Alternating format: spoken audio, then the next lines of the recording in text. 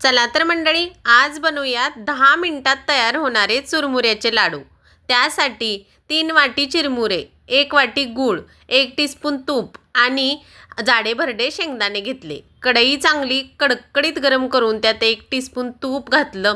तूप गरम झालं की लगेचच गूळ घालून चांगला असा मेल्ट करून 3 मिनिटं शिजवून घेतला। 3 मिनिटं शिजवून घेतल्यानंतर पाक आलाय की नाही ते कसं पाहायचं, तर प्लेटमध्ये पाणी घ्यायचं, थोडंसं याच्यामध्ये मिश्रण घालून पाहायचं। मिश्रण पटकन गोळी तयार झाली आणि त्याचा असा आवाज आला की आपला पाक रेडी झाला आहे असं समजायचं। या पद्धतीचा आवाज यायला पाहिजे। पाक तर आता रेडी झाला मंडळी। चला आता पटकन आपण चिरमुरे यामध्ये घालून घेऊयात।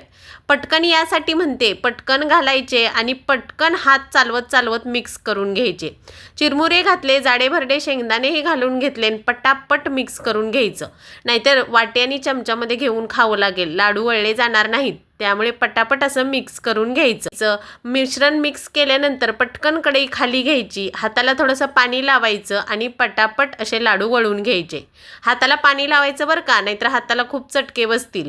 या रेसिपीचा डिटेल व्हिडिओ आपल्या चॅनलवरती उपलब्ध आहे, त्याची लिंक या व्हिडिओ खाली दिलेली आहे, तिथून तुम्ही सविस्तर रेसिपी पाहू शकता। रेसिपी आवडली तर लाईक शेअर सबस्क्राईब जरूर करा। असेच गोल गरगरीत कुरकुरीत आपले लाडू तयार झालेले आहेत। Like share subscribe, bye bye.